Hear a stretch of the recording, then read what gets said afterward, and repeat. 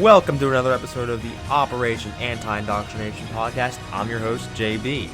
Hasn't been one of these in 2-3 months. Who knows how long? It doesn't matter. Who's counting? So I just started public school again after a year of glorious homeschooling.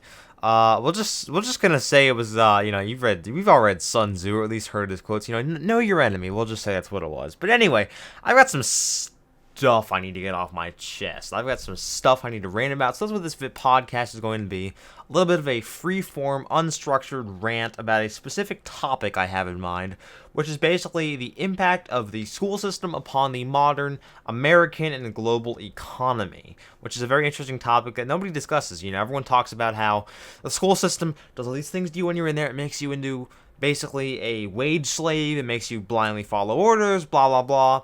And then no one really talks about how that has impacted our economy, the way we live our lives, one of the most important fundamental things in society. So I'm pretty hyped up. I'm pretty fired up. I'm ready to talk about it. Just know, before we start this, that what I'm saying is coming with the best of intentions, coming from a good place. I'm not trying to debase anyone or anything like that.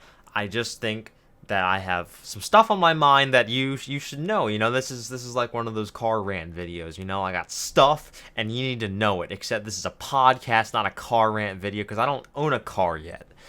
Anyway, so when we're getting into this topic, we need to think about the modern capitalist society. Now, as many opinions on this as range from all for it. You got your Sean Hannity's. They're all for the American capitalist system.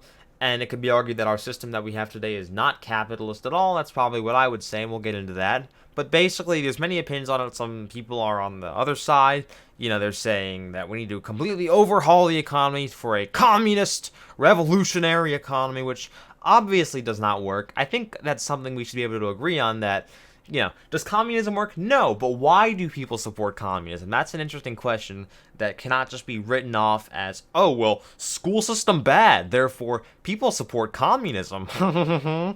It's not that simple, and we're going to get into that. But basically, the school system trains people to reflexively obey orders. But more than that, that's just part one. Part one is that they train people to reflexively obey orders. That's something that a lot of people have touched on. It's all about following rules. It's all about dependency. That's a key word, is dependency, and also management. Those are key words you should internalize, because what you're doing in the school system is you're relying on the teacher for everything. You're relying on the teacher for your intellectual life, for everything you do. It's about dependency, and it's about managing people. It's about managing them in the most effective way possible, which has been tested over the last 100 years in laboratories in America and Europe. And then you also have emotional dependency. Well, did you get your A on this assignment? Because if you didn't, then you did a bad job. Or did you get your golden star in kindergarten? Did you get your Twix bar for doing this math problem correctly? Did you get your candy? Did you get your money even? I mean, that's even a thing in some places. That has been done before. But basically, it's about dependency, and it's about creating a managerial system where people cannot live independent livelihoods because they've been so conditioned in school to follow orders and to not take any initiative. School says, take initiative.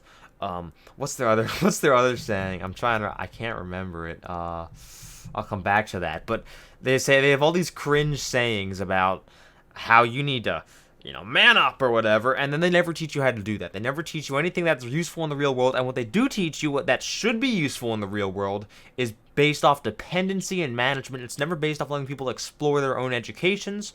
So what you have is this system of management from the corporations and the government. They both have millions and millions of employees, where nobody does anything except exactly what they're told. They're programmed to follow orders, to put buttons into numbers into a computer, whatever it may be. Putting stuff into a spreadsheet with, some exceptions, but not many. That's what the modern economy has come to. But then there's also a deeper part to this. There's also a part that you really don't hear in many places. That is sort of the professional take, that school doesn't teach you how to think and so on. But there's actually a much deeper take as well, which is that schooling teaches people to derive their meaning only from products and also science, but we'll get into that. Before we do that, don't take this video as an attack on science. That's not what I'm doing. We'll get into that though. But basically, people are taught to derive their meaning only from consumption through lack of the teaching of, say, God, the truth of our existence, according to most of the world, according to almost all the world. Well, school must not speak of that. You cannot speak of that in school. It's actually unconstitutional for a student to pray aloud in school, as ridiculous as that sounds. It doesn't even matter if it's unstructured. It doesn't matter if it's, just you're having lunch or whatever, and you decide to say a prayer to God. If you say it aloud, that is unconstitutional.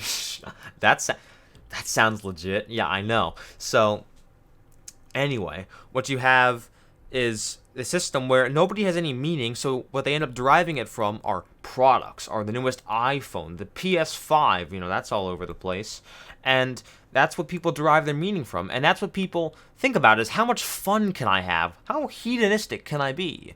Long-term happiness, family, which really does create freedom. True freedom is when you have a family and you're not, your whims are not bound by addiction or cravings. That's freedom. Freedom isn't, well, I can do whatever I want. I can smoke marijuana. I can do whatever. That's not really freedom, because then you're just a slave to your own desires. You're a slave to yourself, essentially, which is, I'm not trying to compare this to slavery of the past, and that's not what I'm trying to do. But it's a different type of slavery, but it's slavery nonetheless. And so what's going on is that people are being enslaved to themselves in the school system, but also we have to talk a little bit about science, because everyone loves science. Science is cool, So in school, science is basically taught as the only thing that matters. Religion, we're going to get rid of it by omission, essentially, so that science is all that matters. Now, here's the thing. Science as a method to further understanding the world as it was used for thousands of years is not a bad thing. It created life. You look at life expectancy, just for one thing, and disease. Science has eradicated many of those things, so there's no denying that science has saved many lives and improved many lives. There's just not really any denying that. But the problem begins when you use science as your essentially replacement for God, because science does not give you the same meaning religion does. What does science say about our existence? What does science say? What does the school system teaching science as a religion say about our existence as humans? Well, science says that we're all a bunch of irrelevant little specks of dust, people of nothingness that are trapped in this infinite universe, and we have no meaning, we have no purpose, we have absolutely nothing that we could ever do to change anything substantively. We have no role to play. There's nothing for us to do. That's what a purely rationalistic, pragmatic, materialistic view that school teaches is. And that's one of the most damaging things school teaches, because if you accept this premise as correct, then what are you living for? What are you supposed to do other than consume the newest products, other than live off, Amazon, live off all these big businesses? You're not going to create your own business, because why would you do that? There's no reason to. You may not even start a family. You may not even get married. You might as well just be this depressed person having as much short-term pleasure as possible, which will not lead to long-term happiness. Those are two different things. Fun and happiness are very different. Fun is in the moment, and you can have some. Having some fun is, of course, a good thing. But when you get into too much of it, when you derive your whole life off just purely hedonistic fun and don't focus on long-term happiness through family, for instance, or through living a moral life, which will give you long-term happiness, when you instead get addicted to these things to see how much fun you can have, you end up living a very bad life. It's not going to be fun. You're not going to, long-term, you're not going to be happy. It's just not going to be a good time. You are not going to be having a good time.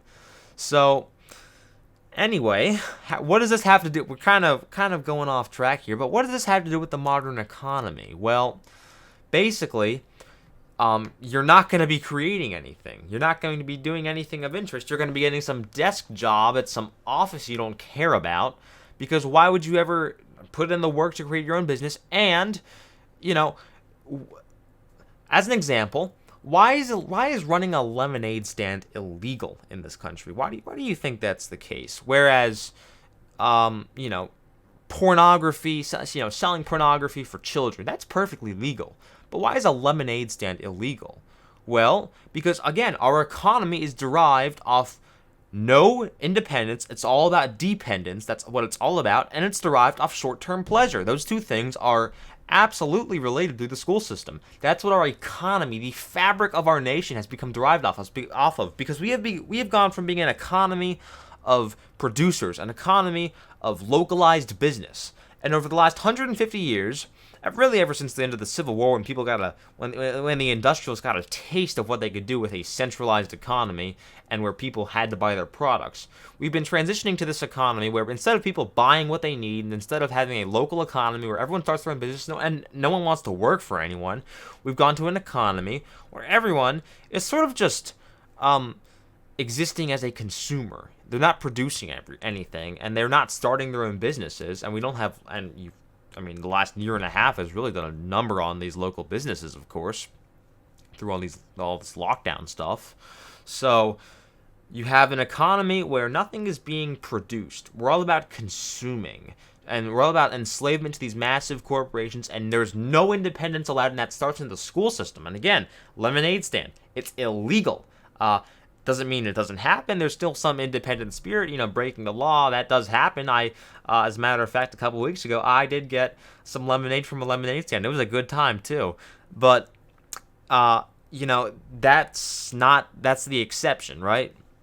So you have this economy, this managerial economy, where it's all about dependence, and it's all about consumption, and it's all about meaninglessness. It's about meaninglessness. There's no meaning because God has been taken away, because producing has been taken away, because dependence has been taken away, and because increasingly family is being taken away, and even the very concept of the past and present is being taken away through the school system. It's being removed. It's being absolutely removed. The concept of the past and the present and the future, it's just one eternal present. It's just one continuous existence as the eternal consumer. And that's what it's become. So I'm going to be doing a video, or podcast probably pretty soon, about how you can combat this stuff, because it's something that almost everyone has fallen into. We've all fallen into these addictions which have fostered dependence. We've all fallen into this idea of, well, I can't do this by myself because I always have a teacher or something. So we've all fallen into this as a society, as a people. We've all fallen into this meaninglessness, this consumption, this dependency through this corporate economy. It's not really a capitalist economy because it's very, very difficult to be a small business, to be a producer. It's all about consuming and working for these massive businesses, which we know are just in bed with the government. So it's more of a corporatist system than a capitalist system, if you think about it. But I guess that's about all I wanted to say. So something interesting to think about, I thought. I've been pondering this a lot lately. Been, thinking about it. And so I hope you enjoyed listening to that. Hopefully I'll be, doing these podcasts more consistently. If you're even watching this, probably no one's going to watch this, but whatever, man. I had to get something off my chest, so I did. And so if you did like this video, then on YouTube you can like it and subscribe to the channel. If you're anywhere else or on YouTube, you can press the good old share with a friend button. That doesn't actually exist. It's a button, but you know what I mean. Share with a friend. It's pretty interesting stuff. I think I'm a teenager. I got some interesting stuff to say, though. Some interesting perspective, I would hope. And it's been a good time. So, until next time, I've been your host, JB. Have a great rest of your day, and goodbye.